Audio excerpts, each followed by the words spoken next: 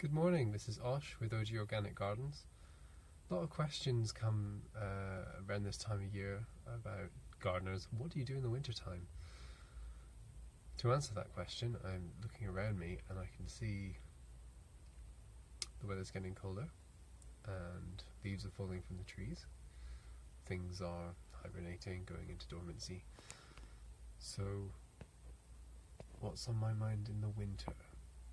I'm here in late October, it's the 25th of October, and it's been a really good summer. It's been very intense, lots of new customers, working harder than I've ever worked before, that sort of thing. Happens every year. Lots of growth for the company, lots of new people working for us, working with us. I'm waiting for one of them right now, which is why I keep looking off to the side, because that's where he'll be when he's waiting for me. To answer the question, what do you do in the winter? We garden, same as we do in the summer. So we may, go quiet on the lawn mowing front, for example. We have lawn mowing clients, and we tend to visit them far less frequently in the winter, put it that way. Grass still grows when it's cold. Leaves still need kept off the lawn. That becomes the new function of the lawnmower, as more of a leaf hoover. A lot of the gardens in Stroud have trees, big trees. They drop tons of leaves. Picking up those leaves every 2 weeks means that the grass doesn't get starved of light and air and doesn't go yellow. Tool shed clear out. So anyone's potting shed or wherever they keep their tools, it's time to sort of get that all out and see what needs sharpening, what needs oiling, throw out anything that's broken, fix anything that you can fix, and book in machinery for servicing. Machinery shops are busy over the summer servicing lawnmowers, so they charge their premium price at that time, and they will often lower their prices over the winter, sort of October through January, because of the decreased volume of things that they have to service. So time your servicings, your yearly servicings, for just after the season. This is also a great time to pick up something that you don't need right now, like things you need in summer. So you can get discounts on summer rain jackets, summer clothing in general, PPE, lightweight PPE, and lawnmowers. If you know you're not going to need it till next season, but you have the cash, now would be the time to spend it, because no one else is going to be looking for it. The demand is going to be lower. The salesman will have more time for you, essentially, to talk about that type of equipment. Another thing that we do a lot of this time of year is pruning. October, we're pruning all the evergreens, so all your euonymuses, yews, fir trees, things that are evergreen, which prune dead into the winter. You can get issues with the tips freezing and expanding. So we do these slightly before winter truly begins. So the end of October is when we prune a lot of our evergreens, or we're doing a second cut on things like box hedges. Just see if this van needs me to move. No, he got through all right. So another thing that we do is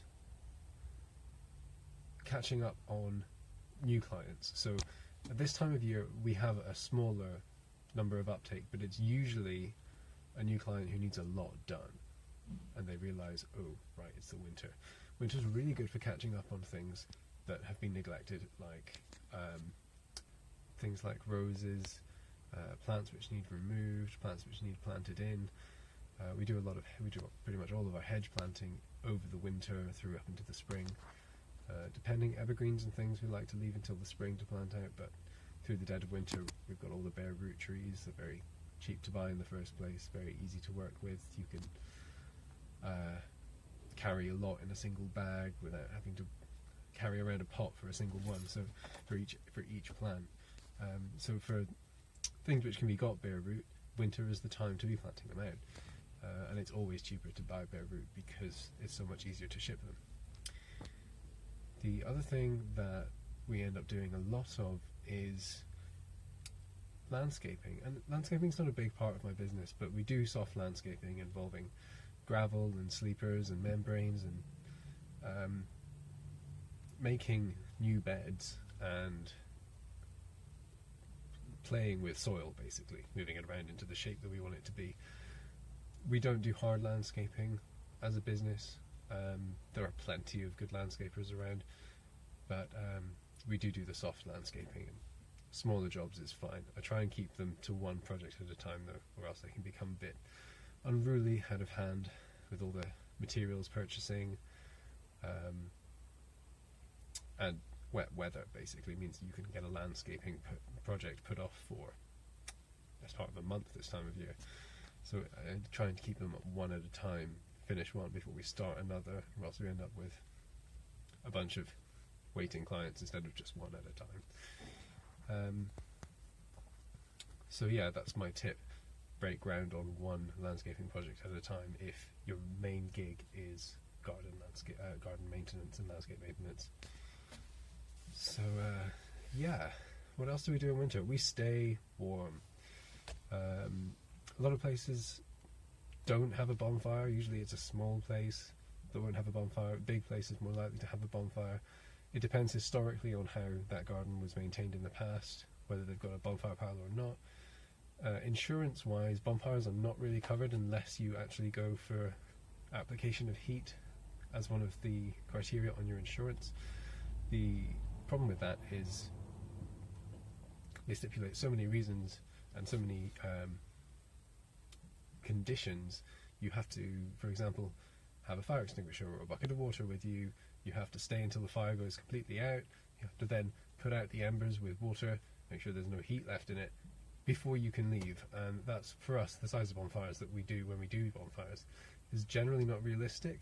What I will do is say, okay, client, here is your bonfire. You're now responsible for it. I'm done for the day.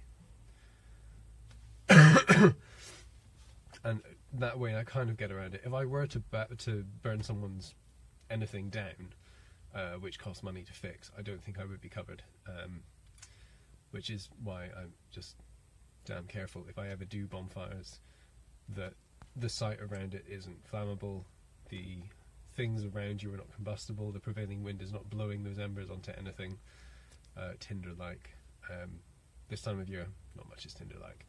However, in drier areas, this can be a much bigger problem, and you've got to be aware of things like matted up dead grasses near or around your bonfire pile, because if you have an ember sort of flying into those, they can start smoking and yeah, just burning things you didn't mean to burn, which is not good.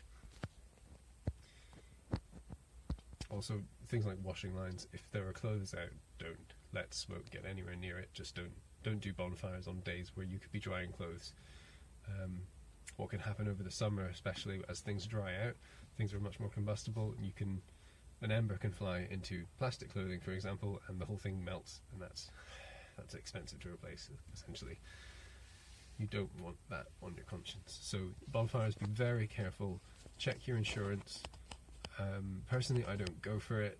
The application of heat, I'm just ridiculously careful, and I know that any damage would be fully on me as a person, and not liable to my company or my business. Another thing that we do a lot of is rose pruning and tree pruning, things like your apples.